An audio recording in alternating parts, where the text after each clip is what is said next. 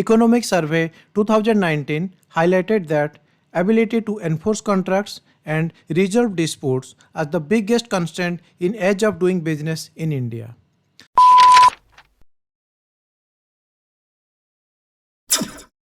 Hello everyone, I am Soumyasdiary. Welcome to Soumyasdiary. Let's understand the importance of law in our society through a simile. Assume that you are staying in an apartment in Delhi. In this apartment, there is no common agreement for parking a vehicle. Anyone can park at any place. As the number of residents increased, parking space became inadequate. Some residents face inconvenience and some started quarreling. The reason behind all these problems may be rooted in the fact that there was no common agreement in the vehicle parking space. Similarly, in a society, we need some common agreement. Our action pattern should meet some common standards. If that common standard pattern is legislated, then we call it as law. But the society is dynamic. As the social value changes, law should accommodate it. Moreover, there is need of legal literacy that will create awareness among the citizens so that they will get sensitivity about others' rights and their duties. Also, justice should be accessible. If mainstream judiciary is facing the problem of pendency, there should be an alternative dispute resolution mechanism. To promote justice further, we need excellent legal profession. Moreover, there is need of an expert organization to check new initiatives whether they will ensure good governance in our country or not. The IT infrastructure is changing the world. Our legal regime should ensure the best utilization of the technology, and maybe we need to reform our legal service to make it efficient, responsive and globally competitive. Ministry of Law and Justice works in this direction. So let's explore the key initiatives of the Ministry of Law and Justice in this session of our discussion.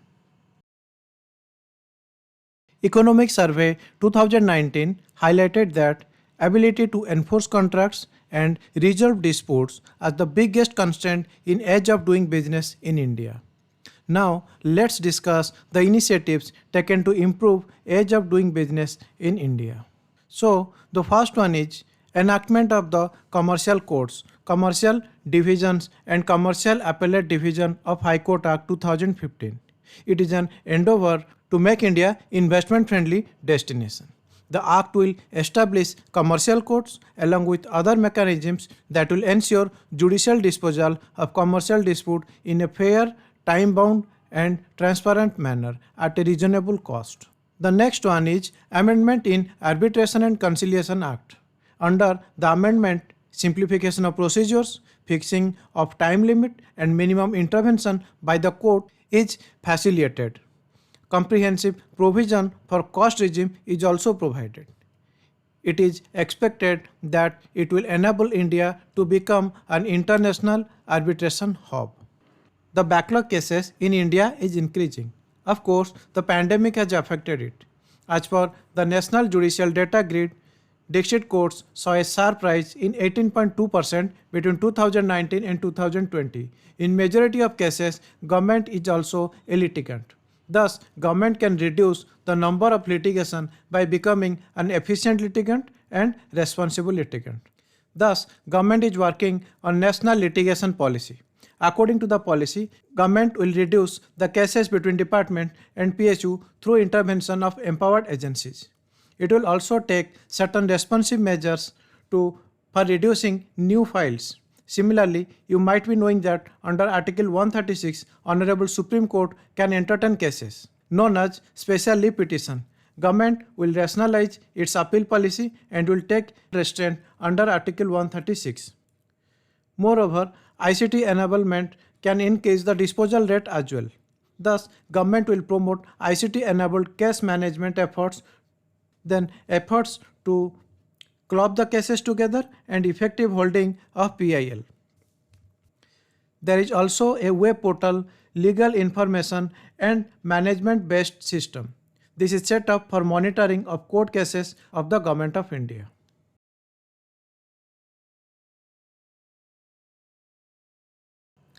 Now let's discuss about the initiatives taken in line with minimum government and maximum governance.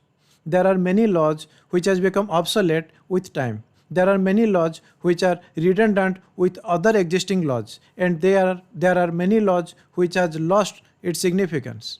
Government is replacing the obsolete and redundant laws. Then government is trying for convergence of tribunals to reduce the number of tribunals. So before starting the initiatives towards digital India and e-governance, let me ask you a question. Have you ever been to a notary office? They are register they register affidavits, wills, trust, power of attorney. They are publicly commissioned official. They serve as impartial witness to the signing of legal document.